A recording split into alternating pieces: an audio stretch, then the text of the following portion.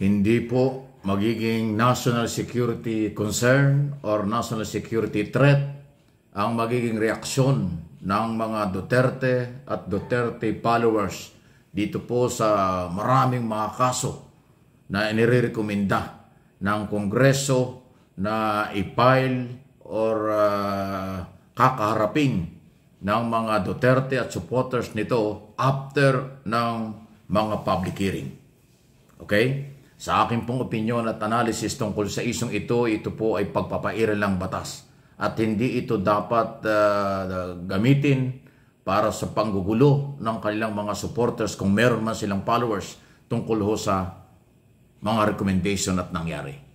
Mga kasong kriminal at administratibo ang nirekomenda ng Kongreso laban kay dating Pangulong Duterte, sa mga Duterte, kay Bato de la Rosa, kay Senador Go, at mga kasamahan nila doon sa nakaraang pamahalaan.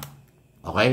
So, pero bago yan, nais ko munang, bago patuloy ang ating analysis yan, iparinig ko lang sa inyo itong ilang mga sinabi ni Congressman Abante na siyang chairman ng Committee on Human Rights. Mahalagang komite yan na nagsagawa po ng investigasyon kasama doon sa Quadcom ang recommendation ito at kanilang mga pananaw. Ito. Nakalagay po sa Matthew chapter Ayan, dinaan pa sa Bible. 7 and verse number 2. Tama naman yan. For with what judgment ye judge, ye shall be judged. And with what measure ye meet, it shall be measured to you again. Yan, Kung iniisip po natin na magagawa mo ang gusto mong gawin, na hindi mo sinusunod ang saligang batas, dahil nasa kapangyarihan ka, nais kong sabihin, Mr. Speaker, na matatapos din ang mga bagay na yan at ikaw ay hatulan ng taong bayan. Ito pong House of Representatives ay ang bahay po ng taong bayan. Sapagat tayong lahat ay inelect ng taong bayan upang tayo ay magbusisi ng lahat ng katiwalaang nangyayari sa ating pamahalaan. I consider this a divine blessing to be able to rise today as the chair of the House Committee on Human Rights and co-chair of the Quad Committee to share the initial findings and recommendations of our inquiry, particularly into the extrajudicial killings that occurred during the previous administration's war on drugs. Inuulit ko po, Mr. Speaker, kakampi ako ng dating administrasyon kapag pinag-uusapan po ang pag-alis ng droga sa ating bansa. Sinabi ko po ito sa ating dating Pangulo. Ang hindi ko lang maintindihan kung bakit kinakailangan merong mapatay na more than 30,000 people upang mawala ang drugs na ito. Nawala pa ang drugs? Hindi. Nandun pa rin, Mr. Speaker. Indeed, there is a season for everything and a time for every purpose under the heaven, as made clear by the Lord in chapter 3 of the book of Ecclesiastes. Alam nyo kasi bishop po ito This si is the most opportune time for the Joint Abante. Committee on Dangerous Drugs, Public Order and Safety, Public Accounts, and the Committee on Human Rights to present to you a progress report on our inquiry in aid of legislation. Ayan, no?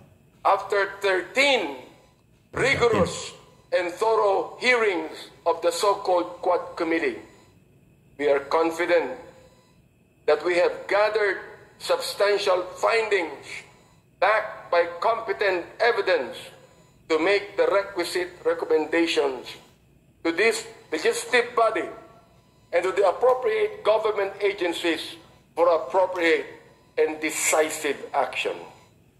There was systematic violation of human rights and blatant disregard of due process. The deep probe into the extrajudicial killings, or AGKs, that occurred during the administration of former President Rodrigo Roa Duterte's war on drugs yielded a far deeper tragedy into the lives of the Filipino people rather than the protection and preservation thereof that it was heralded to accomplish. The numbers, Mr. Speaker and my dear colleagues, speak the scary truth. According to data from the Philippine National Police from July 1, 2016 to June. Ito, napakarami ho. 30,000 buhay. Wow. Ayan o. Si Abante po ay bishop na. Chairman pa ng committee ng, bago naging congressman, bishop na yan eh. At chairman ng Committee on Human Rights. Kaya ho ganyan. So, yan po yung paghuhugutan natin. Kaya nga sinasabi ko na hindi naman magiging problema ng ating gobyerno sa issue ng seguridad, national security, or magiging banta sa seguridad ang mga Duterte at kanilang followers, kung sila man ay kikilos kaugnay po na itong mga recommendation ito na kasuhan ang dating Pangulo at kanyang kasamahan. Dahil naniniwala po ako na matatalino ang mga Pilipino hindi sasali sa anumang galawan o plano ng mga Duterte supporters matapos silang irekomenda ng Kongresong kasuhan dahil nga ho sa mga paglabag sa karapatang pantao at iba pa after ng series na hearing. Okay? Kasi naniwala ako na hindi magiging basihan para suportahan ng taong bayan ng kanilang mga rally at kanilang gagawin kung hindi nila matanggap ang mga recommendation at mga kaso dahil naniniwala ang taong bayan rule of law, pagpapairal ng batas at managot, mabigyan ng hustisya ang mga naging biktima dito at sa abroad kasi nandiyan pa rin po yung issue sa ICC. Okay? Alam ito ng intelligence community. Alam ng ating gobyerno. Kaya nga sila mayroong mga intelligence at confidential fund. Ito ang babantayan. Pero sa ngayon pa lang, sinasabi ko, okay, hindi magiging threat sa national security ang anumang kagagawin ng mga ito. Maliban lang kung mamersonal, ibang issue yan.